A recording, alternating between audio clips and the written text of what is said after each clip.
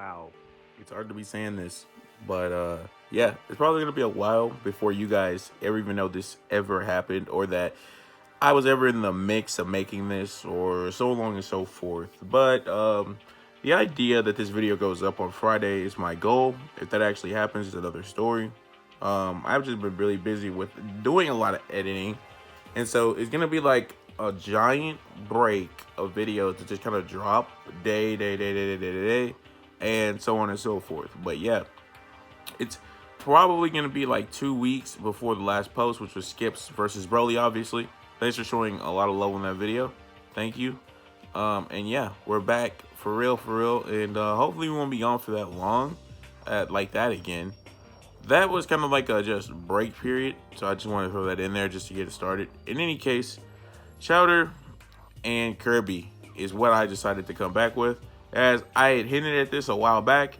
It just never done it. Same thing with Chun-Li and I think Mai, but it could have been something else too. Actually, yeah, I'm pretty sure that is what it was. But you know, I also did that with Wonder Woman and Rogue, and then never actually went around to making it, but I did.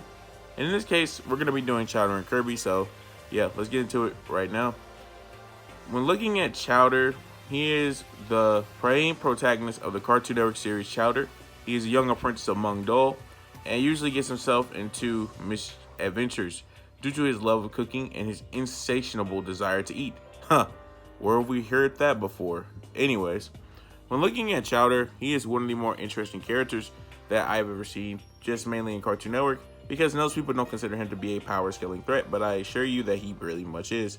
His age is somewhere around 10 to 13 years old, and he is a cat bear rabbit hybrid. And let's get into Chowder right now. Chowder is extremely powerful, more so to what people imagine, because of his Toon Force capabilities that allow him to do more than pretty much the average character can even perform, or would even have a chance against our opponent today.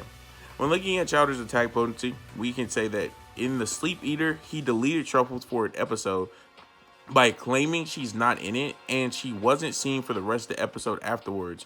And not to mention the fact that Chowder did this too, he rewrote an episode into something else, and the Froggy Apple Crumpin Thumpkin, he ate the episode. Yeah, Chowder ate an entire episode.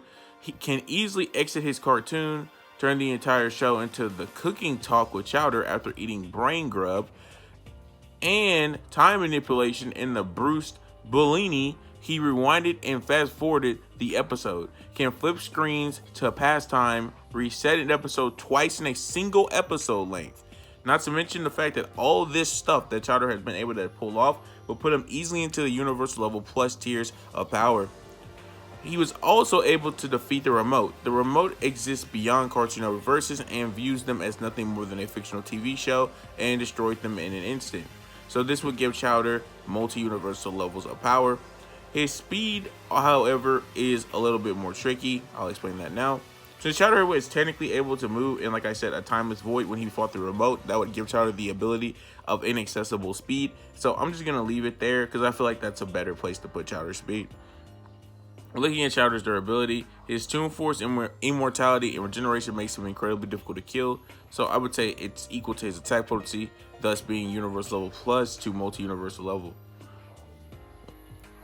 When looking at Chowder's stamina, he varied from low to extremely high, portrayed as fat and lazy, but was able to sing for 20 years straight without stopping, and Chowder grows up. I think that should be a pretty good way to describe Chowder's stamina. Now, with that being said, guys, we can now move on into the Kirby section, because I think we said enough about my boy Chowder, and then we'll just, bring it all back around like we usually do to conclude the video and discuss it and who actually wins. Kirby is the main protagonist of the infamous series. He's happy-go-lucky, glutton, and lazy individual. Where have we seen that before? Who will repeatedly serve a hero in numerous adventures. Kirby would often face strange situations, malevolent forces, and powerful monstrosities that contrast his own friendly appearance and intentions. Now, it's time for us to see how strong Kirby is. His age is around 200, and an alien puffball pink demon star warrior star ally, which is just crazy to think about when you think about Kirby. But yeah, that's where Kirby is in terms of his character, to be completely honest with you. But looking at Kirby, can fight and defeat Master Hand, who is said to link between the Smash world, which is an infinite multiverse, and reality, which transcends Smash. Master Hand is also said to be the embodiment of creation in Smash. He also sees all Smash Bros as nothing but imaginary.